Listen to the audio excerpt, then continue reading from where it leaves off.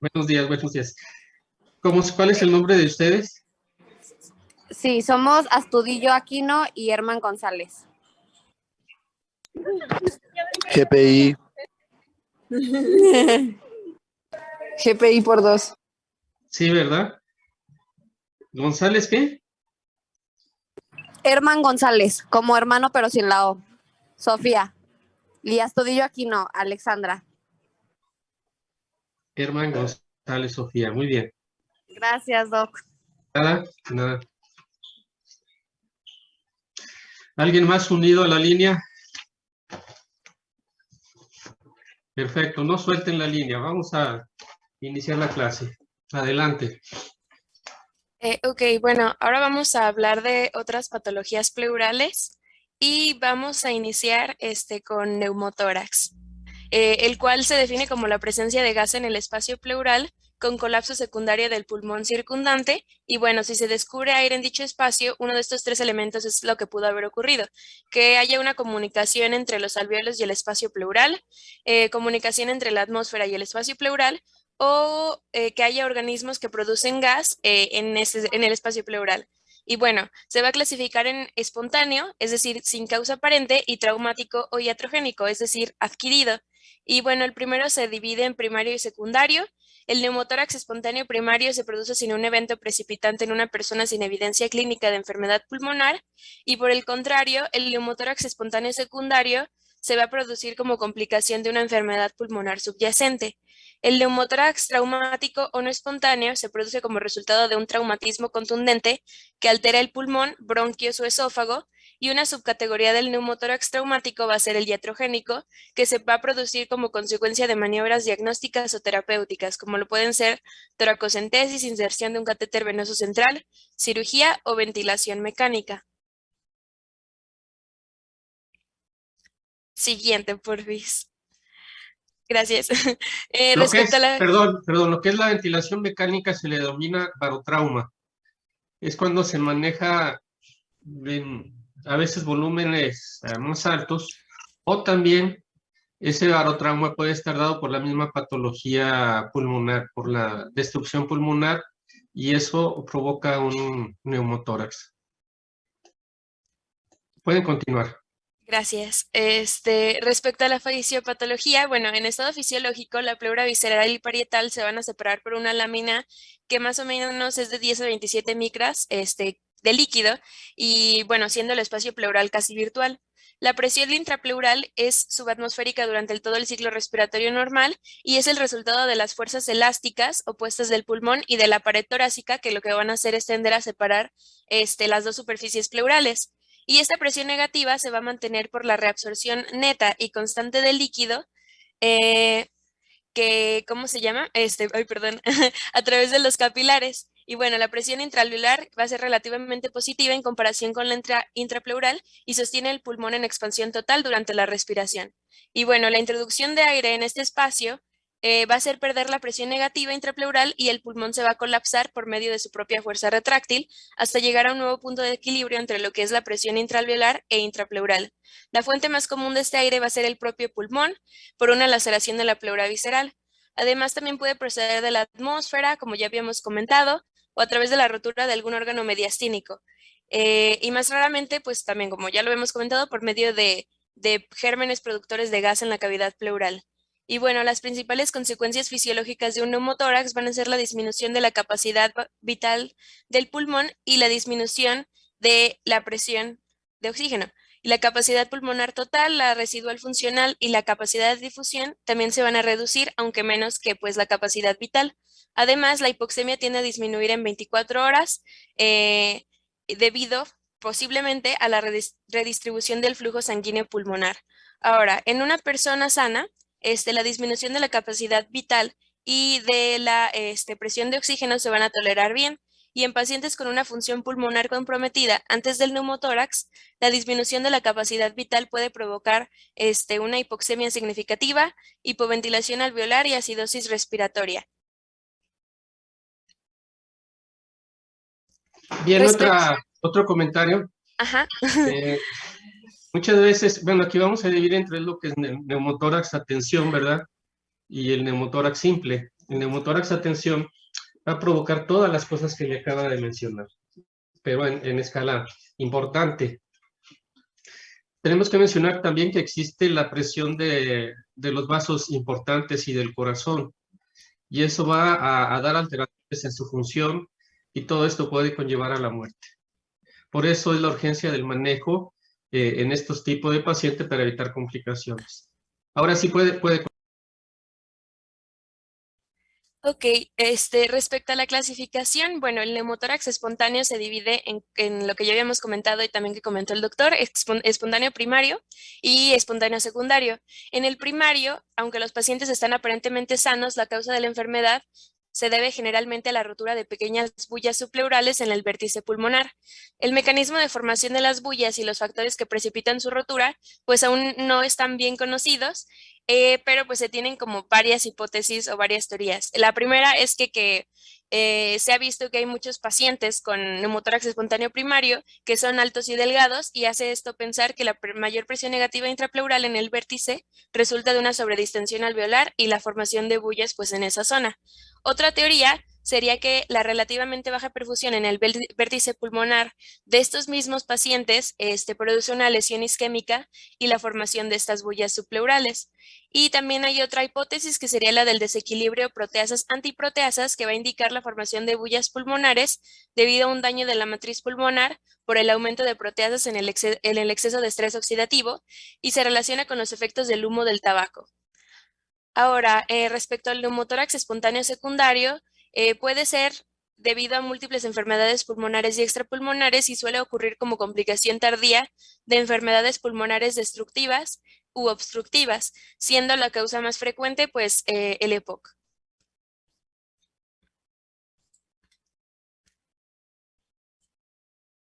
Bueno, dicho sea de paso, también los pacientes con Pneumocystis jirovense que tienen SIDA, la primera manifestación de su patología puede ser un neumotórax espontáneo. Sí, hay que tomarlo en consideración. Puede continuar.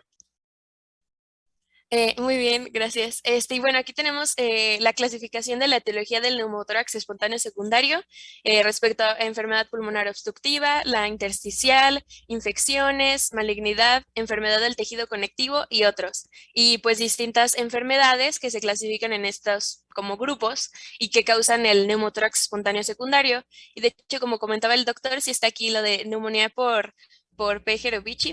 Jerovici, algo así, y pues otro tipo de enfermedades, siendo pues la más común, como ya lo habíamos comentado, el EPOC.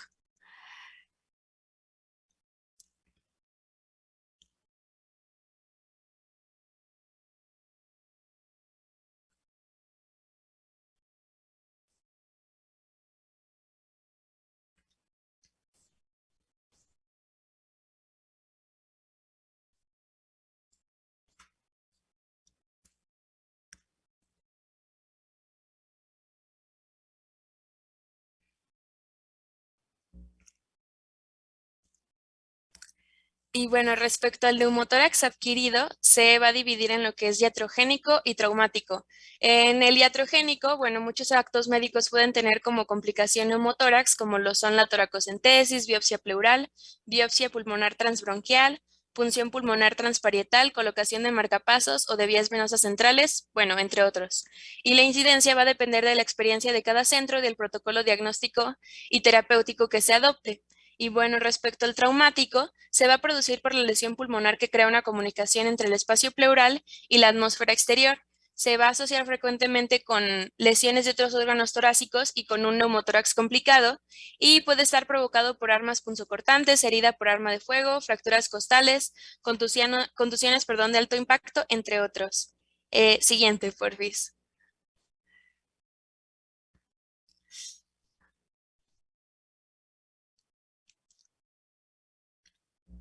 Respecto a las manifestaciones clínicas, los síntomas principales van a incluir dolor pleurítico y disnea, que va a estar presente en el 95% de los pacientes, además de otros síntomas como lo pueden ser tos irritativa, ortopnea y hemoptisis, que son menos frecuentes. Respecto a algunas especificaciones de las manifestaciones clínicas, en el neumotórax espontáneo primario Suele ocurrir cuando el paciente está en reposo realizando una actividad normal y el dolor y disnea van a presentarse de forma aguda. En el neumotórax mínimo, el signo más común en clínica va a ser la taquicardia. El neumotórax moderado o masivo va a haber disminución de movimiento del hemitórax afectado, así como aumento de resonancia en percusión y disminución tanto del murmullo vesicular como de la transmisión de la voz en auscultación. Y respecto al neumotórax a tensión, se puede acompañar de cianosis, hipotensión y taquicardia mayor a 135 latidos por minuto. Siguiente, por favor. Y respecto al diagnóstico, se va a confirmar al identificar la línea de la pleura visceral en la radiografía posteroanterior de tórax. En caso de duda, la radiografía en expiración forzada o en decúbito lateral puede pues ayudar al diagnóstico. Con cierta frecuencia, el neumotórax se acompaña de un pequeño derrame pleural seroso con eosinofilia como consecuencia de irritación pleural por el aire, y en el neumotórax hipertensivo, o bueno, atención, se observa en la radiografía un colapso total del pulmón del lado afectado y el desplazamiento contralateral de lo que va a ser, bueno, de lo que es el mediastino. Y en pacientes con neumotórax espontáneo secundario o en traumatismos, se pueden encontrar otras lesiones parietales, pulmonares y mediastínicas que van a estar asociadas y cuya identificación va a ser importante para plantear pues lo que es el diagnóstico diferencial y el tratamiento que se le va a dar al paciente. Y bueno, la línea pleural en el neumotórax va a ser convexa hacia la pared costal. Siguiente, por favor. Respecto a la cuantificación. Ponga el anterior, por favor. Nada más quiero que me señale el neumotórax para que lo vean sus compañeros que están en el hemitórax derecho. Si se fijan, se ve como un hidroneumotórax. ¿Puedes señalar el contorno del pulmón, por favor?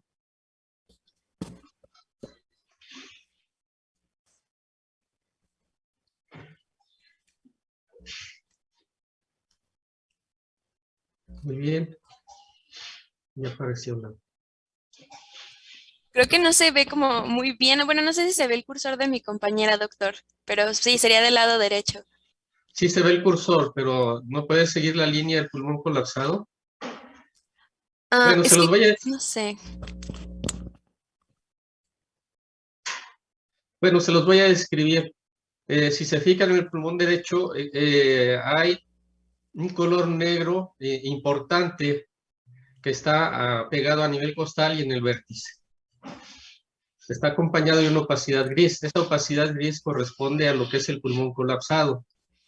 Y en el ángulo costo-diafragmático, ahí se ve un nivel hidroaéreo, en donde se ve que existe algo de líquido. Ya cuando se percibe el líquido, quiere decir que hay en la posterior anterior más de 200 mililitros de líquido. Entonces podemos decir que es un hidroneumotórax del que estamos viendo en esta radiografía. Muy bien, puede continuar. Y bueno, respecto a la cuantificación del tamaño del neumotórax, se puede clasificar según el grado de colapso del pulmón o, bueno, más habitualmente de forma inversa, que sería según el volumen de aire que se acumula. El neumotórax pequeño marginal tendría un tamaño menor al 20%, el moderado del 20 al 40% y el neumotórax masivo un tamaño mayor al 40%. Y respecto al tratamiento, el objetivo principal va a ser conseguir la reexpansión del pulmón y prevenir la recidiva. Y además de aliviar los síntomas y evitar las complicaciones. La elección del tipo de tratamiento va a depender de la etiología del neumotórax, así como del grado del colapso del pulmón, la sintomatología del paciente, la probabilidad de recidiva y la ocupación profesional que el paciente tenga.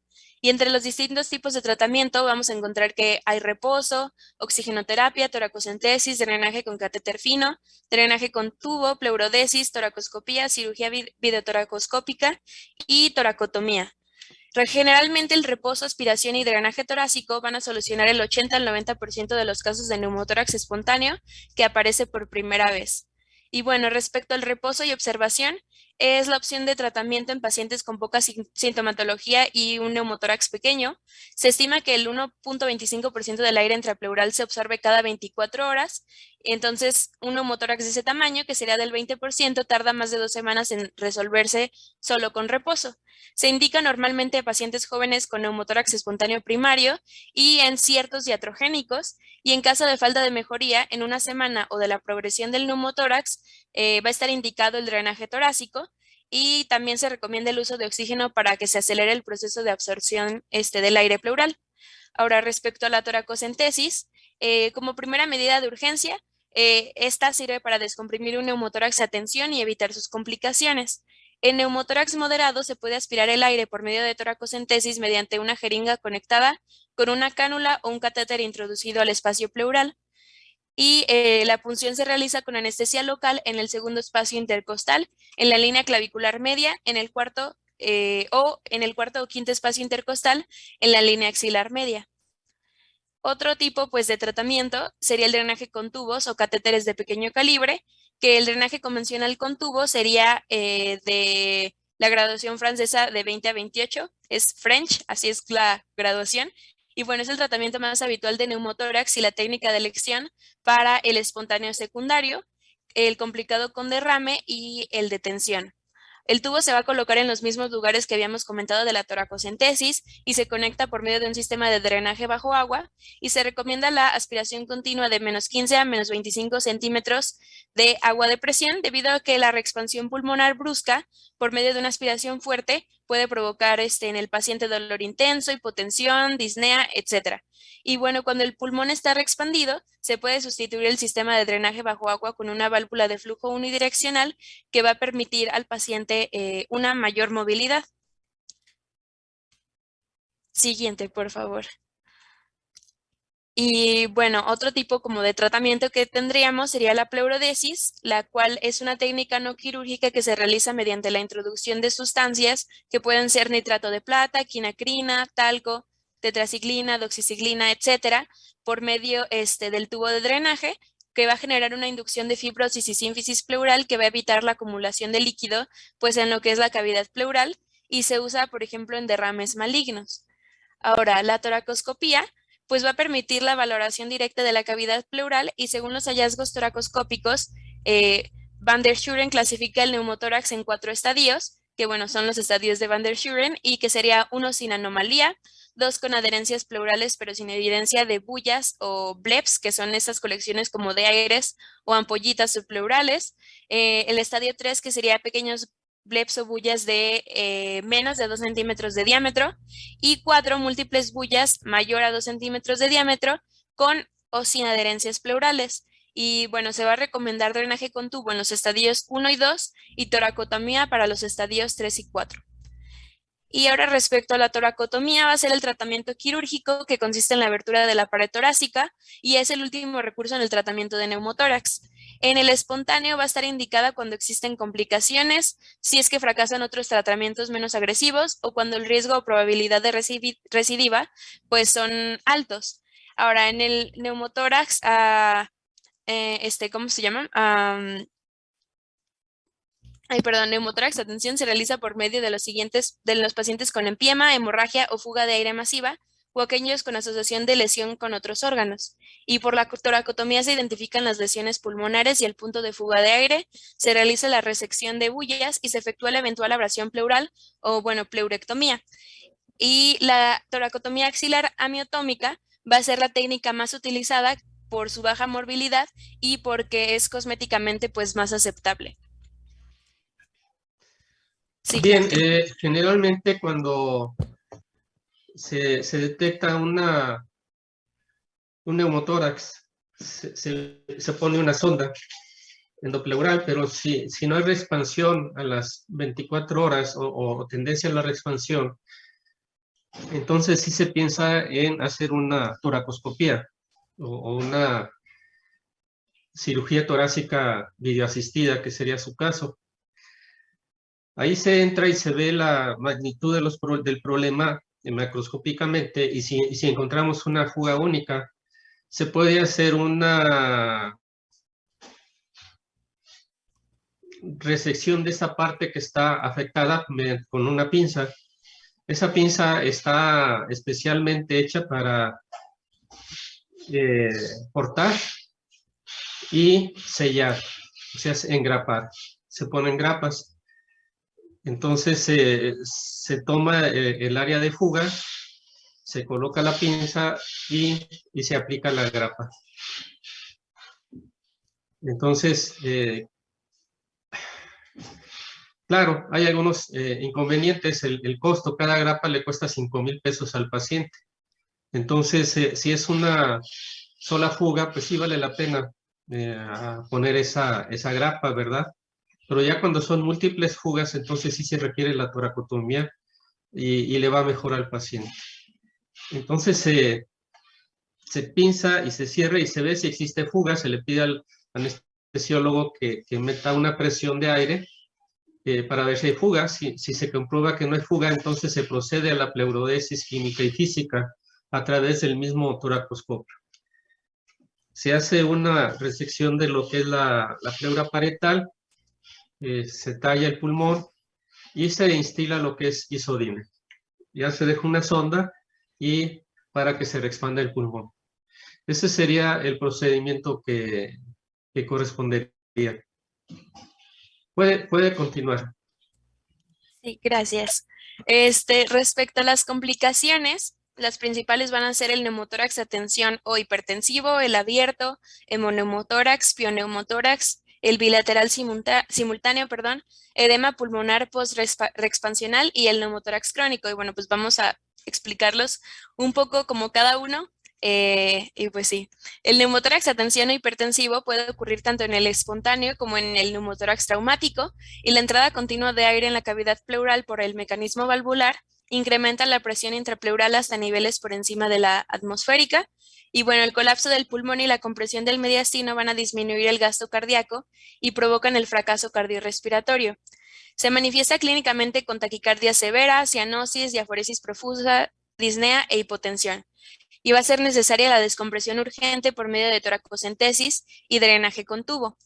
Respecto al neumotórax abierto, se va a producir por heridas penetrantes de tórax, y si la apertura es lo suficientemente grande, el aire va a entrar más fácilmente a la cavidad torácica por la herida que por la tráquea, lo cual va a disminuir la ventilación efectiva del pulmón y va a causar hipoxemia y retención carbónica. El tratamiento sería el drenaje torácico, así como el cierre de la herida. Siguiente, por favor. Gracias. Ahora, respecto al hemoneumotórax, la causa más frecuente va a ser el traumatismo y el tratamiento inicial consiste en drenaje con tubo que serviría para reexpandir el pulmón y cuantificar el sangrado. Además, generalmente la pequeña hemorragia se detiene con la reexpansión pulmonar y en caso contrario va a estar indicada la exploración quirúrgica. Y respecto al pioneumotórax, la complicación de una neumonía necrotizante o una rotura esofágica pues sería como su definición, y va a estar manifestada por presencia de pus en la pleura. El tratamiento sería por medio de antibióticos pues adecuados y el drenaje con tubo. Ahora, respecto al neumotórax espontáneo bilateral simultáneo, va a aparecer en el 4% de los pacientes y se aconseja para la cirugía bilateral para evitar la recidiva. Y respecto al edema pulmonar post-reexpansión, se da como por un mecanismo desconocido y hay una reexpansión rápida del pulmón colapsado que puede causar edema pulmonar ipsilateral. En casos graves, los pacientes van a necesitar lo que es intubación y ventilación mecánica. Y respecto al neumotórax crónico, es aquel que está asociado no con fístula bronquial y que puede persistir durante meses si no se soluciona a tiempo. Y bueno, la cámara pleural puede llenarse de líquido o infectarse y el pulmón va a quedar atrapado por medio de fibrina y fibrosis, y el tratamiento va a ser quirúrgico y se suele necesitar una decorticación para la reexpansión pulmonar.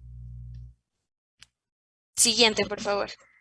Gracias. Bueno, ahora vamos a hablar sobre el hidroneumotórax, el cual se refiere a una coexistencia de aire y líquido en la cavidad pleural, siendo una forma complicada de neumotórax que frecuentemente se asocia a fístula broncopleural. Entre sus causas, según la frecuencia, vamos a tener un traumatismo iatrogénico como la colocación de vías centrales o toracocentesis, neoplasias primarias como los mesoteliomas, metástasis como en el caso de un carcinoma renal, traumatismos torácicos o infecciones como lo pueden ser empiema piógeno, tuberculosis, hidatidosis, etc.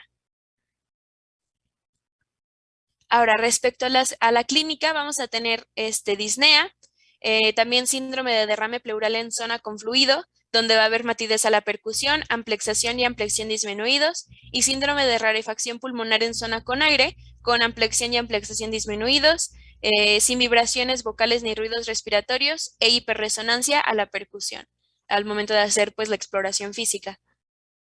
Siguiente, por favor. Respecto al diagnóstico, este nos va a permitir hacer un diagnóstico diferencial entre lo que es hidroneumotórax y absceso pulmonar. Lo primero sería una radiología simple, en donde el punto diferenciador importante es la longitud del nivel hidroaéreo cuando se comparan las proyecciones posterior-anterior y lateral. Si la longitud es comparable en ambas proyecciones, se va a tratar probablemente de un absceso pulmonar. Por el contrario, si la longitud es considerablemente diferente, vamos a La segunda como forma de diagnóstico sería por medio de una tomografía axial computarizada, en la cual el nivel hidroaéreo de un hidroneumotórax va a estar en íntima relación con la pared torácica. Y así el espacio va a tener forma característica con un margen regular, liso, y se va a ver muy definido, sin bolsillos laterales, y se modifica al momento de los cambios de posición. Por el contrario, en el absceso pulmonar, el espacio va a ser redondeado, de pared gruesa, va a ser irregular y el nivel hidroaéreo de igual longitud en todas las posiciones, así como que no va a variar por los cambios de posición. Y el tercer método de diagnóstico sería la ecografía torácica, pero pues no es tan usada como las primeras dos. Siguiente, por favor. Y bueno, aquí tendríamos un ejemplo de lo que sería una radiografía y una tomografía axial computarizada, donde observamos pues la presencia de un hidroneumotórax y cómo es que se ve en cada uno de los tipos o los métodos de diagnóstico.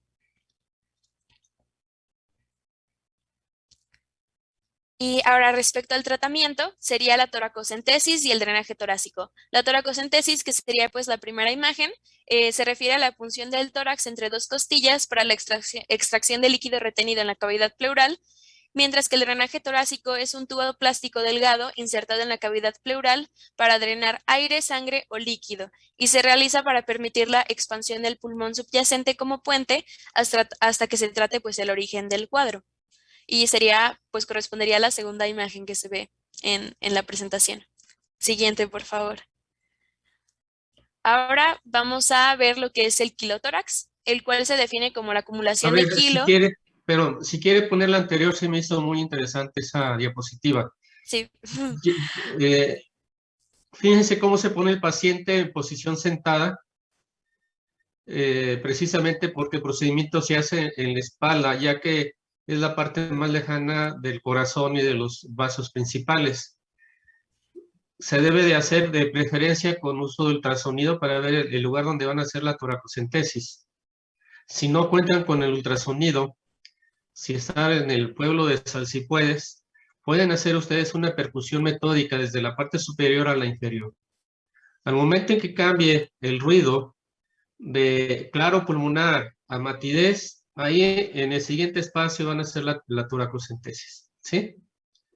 Entonces, en ese intercambio puede hacerse la toracocentesis. Se va a hacer asepsia con isodines, se ponen campos pulmonares. Obviamente, antes de todo esto, se le explica al paciente el procedimiento, las complicaciones que puede haber, etc. Se pone lidocaína y la punción se hace en la parte superior de la costilla, como están viendo ustedes en la imagen de la derecha de ustedes. Ahí está la costilla y ven el paquete vasculonervioso, cómo está abajo de la costilla. Entonces, al momento de meter la aguja por la parte superior de la costilla, muy difícilmente van a lesionar el paquete vasculonervioso. Y que podría provocar como complicación una hemorragia o una neuropatía traumática, ¿verdad? Bien, entonces se utiliza una llave de 3 vías que está colocada a la jeringa que ustedes ven en el lado izquierdo, en la cual se mueve la llave de 3 vías, jalan el líquido, la vuelven a mover y ya cierran la jeringa y vuelve a pasar a un depósito en el cual van a mandar estéril para mandar el estudio. Obviamente, no se va a quedar la aguja, se utiliza una aguja parecida a lo que se utiliza un yelco grueso. Nada más nos sirve del metal, la parte metálica del hierro para meter a nuestra aguja y se queda la cubierta que es plástica para evitar neumotórax. Entonces ya conectado y necesitamos extraer todo el líquido que puedan.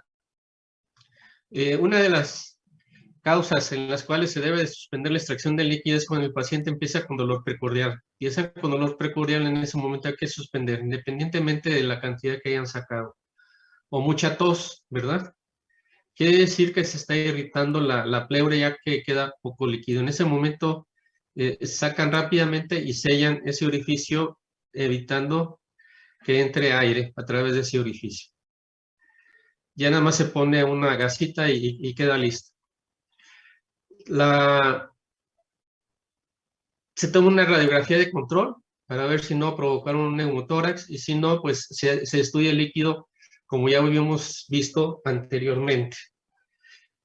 En la imagen derecha existe lo que se llama un triángulo de seguridad para poner la sonda endopleural. Ese triángulo de seguridad lo van a hacer en forma imaginaria, empieza a nivel de la línea, en la línea axilar anterior y trazan una línea, perdón, en la línea axilar media, empieza en la línea axilar media y trazan una línea yendo hacia el cuarto espacio intercostal izquierdo, en este caso, en la línea axilar anterior, o sea, del axilar medio al axilar anterior. Y de ahí trazan una línea horizontal a la línea axilar posterior. Se va a formar un triángulo. Ese triángulo se llama triángulo de seguridad y en ese triángulo ustedes pueden poner su sonda. Ya identificado el triángulo, pues en este caso de la aplicación de sonda, se hace el mismo procedimiento, le pido al paciente que ponga su mano en la nuca para que nos dé espacio, se lava con isodine, se pone en campos y en este se pone la anestesia local y aquí se hace una incisión con bisturí. Se hace una incisión con bisturí y con pinzas van a ir disecando a través de la parte superior de la costilla y con la misma pinza van a entrar hasta lo que es el espacio pleural. Ustedes cuando entran al espacio pleural, en ese momento se va a sentir un ruido en donde sale, si es que es aire, sale el aire a presión o sale el líquido a presión. Posteriormente, ustedes van a tomar con la punta de sus pinzas la punta de la sonda y la van a dirigir hacia lo que es el espacio pleural. No se vayan a ir en forma perpendicular porque pueden lesionar el pulmón. Acuérdense que el pulmón está ahí pegadito. Entonces se puede dirigir hacia arriba o hacia abajo. Se dirige hacia arriba, ya cuando estén seguros que estén en el espacio pleural, se sigue a lo que es la fijación de esa sonda por medio de una seda o lo que ustedes, o una sutura plástica, un termalón o cualquiera que tengan ustedes, y se hace una especie de jareta en el área donde está la piel. Bien, ya que fijaron ustedes su sonda, se conecta a lo que es el pleurevac, en donde se va a estar drenando y está haciendo la función de sello de agua. Y ponerla es fácil. El problema es, digo, no existe problema porque el ponerla no es difícil. El problema existe el llevar el control de ella. Entonces tiene que vigilarse diariamente esa sonda, bombearla, apretarla para que no se tape esos orificios que están viendo ustedes y ver el buen funcionamiento de esa sonda. Teniendo una buena vigilancia diariamente van a tener una buena evolución sus pacientes.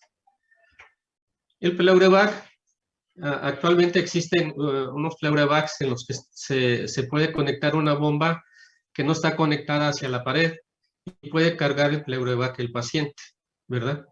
Y está midiendo la presión de extracción del fluido. Muy bien, yo creo que alguna duda que haya hasta ahorita.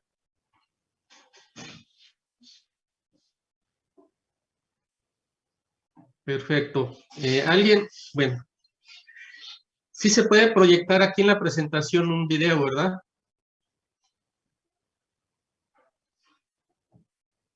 les puedo encargar una tarea a quienes, a las mismas que presentaron el... Ah, sí, doctor, creo que sí se puede. Sí, por favor busca en YouTube, en los videos del New England, lo que es la aplicación de una sonda torácica y lo que es una toracocentesis.